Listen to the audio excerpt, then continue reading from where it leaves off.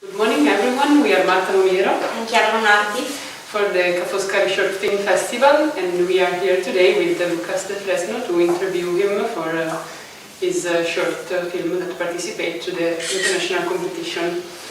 So first question, Chiara? Your film is filled with metaphors and apparently hidden meanings. Nevertheless, you managed to express the main themes very clearly: mourning, loss, and distance, for example. Could you explain why did you choose those issues to talk about?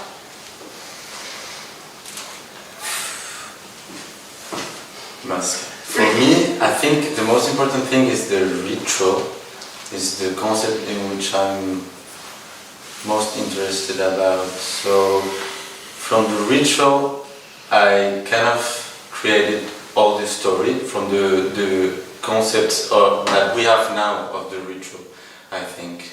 So we don't have any more myths, I think. We're not guided by them anymore, so we kind of need new ones, I think. And that's what really pushed me to write this story, I think. Also, I think the mourning is something for which we need as a community to go through, and I was asking myself, I wondered what would it be like if he had nobody, Pedro, the protagonist.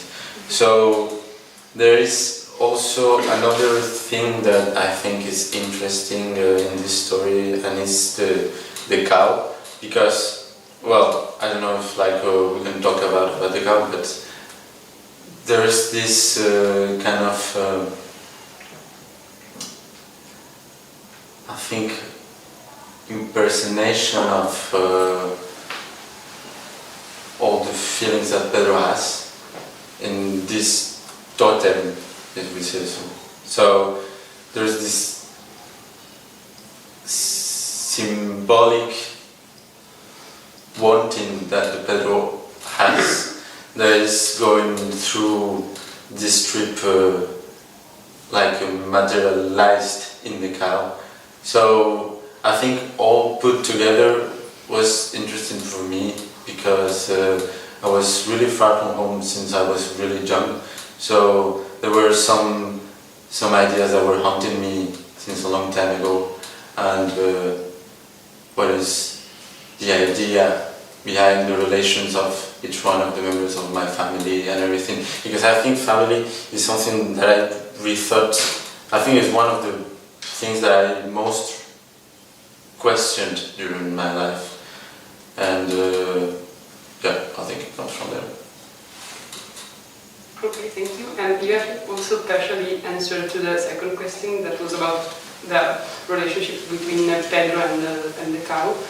But we wanted also to ask you if, because we have noticed an interior growth of Pedro, or a kind of evolution during the film, and if you want to explain us how it is related with the loss of the mother, and with the cow. You have partially answered, but if you want to add something. Yeah. The relation between the cow and the loss of his mother in the context of his evolution in the film. I think we needed some sort of because we were talking about myths that we don't have now, and something new narratives to which we can be identified and agents and use them to understand the world. So I think the cow is some sort of gaze that is not contaminated by all the preconceived thoughts, I think, that everyone has when is looking overall a foreign person culturally, or anyways, like if you don't know somebody, it's already enough for me. So for not to have this preconceived gaze that the other characters in the film has, because he encounters a girl that, And I think the cow gives this mirror to Pedro's feelings, and it's also for him, I think, some sort of like a personification of his duty towards his mother. Because I find also interesting, like going a little bit deeper, if somebody, like the relation that we have with each member of our family is an idea that we have of them. So when they die, actually, there's only this idea that we cannot prove. So it's kind of a frustration, and we want to be redeemed, but we only can accept that he's gone. So this redemption is kind of narrative as well, because he gets a faux chemin, like a wrong direction in the beginning of the second, like the problem. He tries to resolve the problem in a wrong way.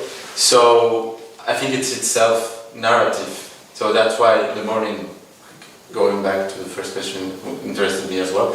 But this relation is like he projects what he wanted to do or to have done with his mother, because he wasn't there, to this cow, I think.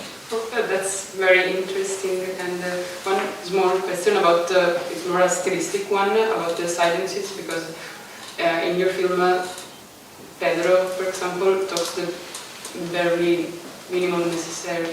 And if you want to explain us why you choose to choose the silences instead of the dialogues.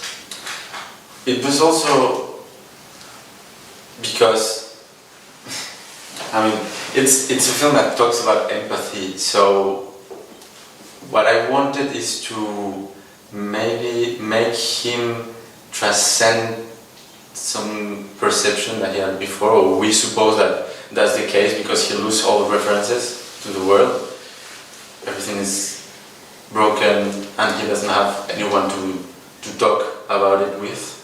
So we had actually another scene in which he explains, but the idea behind that scene was that he couldn't explain it because he was overwhelmed.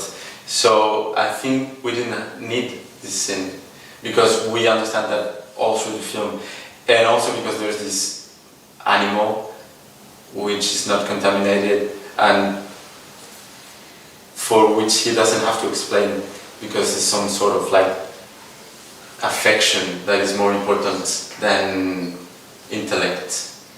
Yes, of course.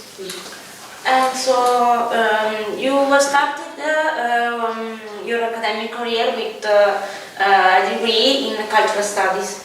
And so has there been a particular moment in which you decided to change your life and became a director?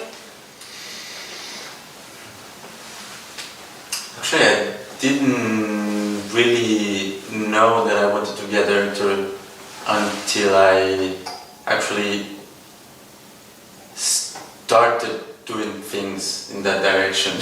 So, I mean, when I was 16, I was looking I was going through all the strangest films that I had found, and I didn't really understood, but I was really fascinated by them. And then I started doing visual arts before. I wanted to do, I don't know what's called in fine arts in English? Fine arts? Visual arts, yeah, I was painting and everything. Yes. So, but I was also doing photography since I was 14 or something like this. Like my free time, I never did that contest or anything. But my family is composed also by musicians, so there was a way to do everything at once, I think.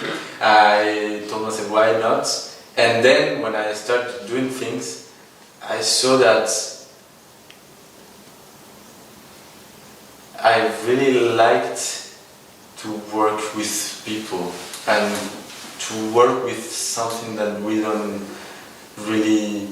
cannot really know we cannot foresee it, because there's a lot of people trying to do something that doesn't exist, and to make it happen is something that I find really, really, I don't know, fun, interesting, and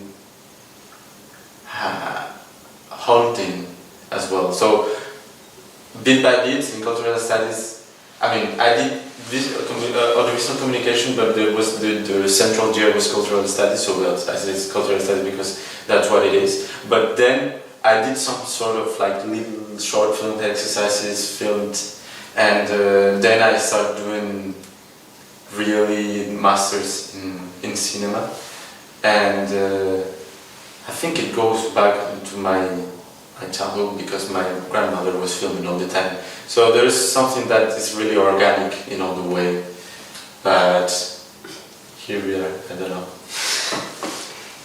Okay, I think we have time for the last question, and it will be about your future project. And we know that you are working on a full-meter film, and if you want to spoiler us something or to... I can say that there will be as well animals, bigger ones, but actually not but not protagonists because it was too complicated and a long feature. I think it will be even more complicated. But there will be a female protagonist, and I think it touches a little bit the same themes in a way, help and guilt, and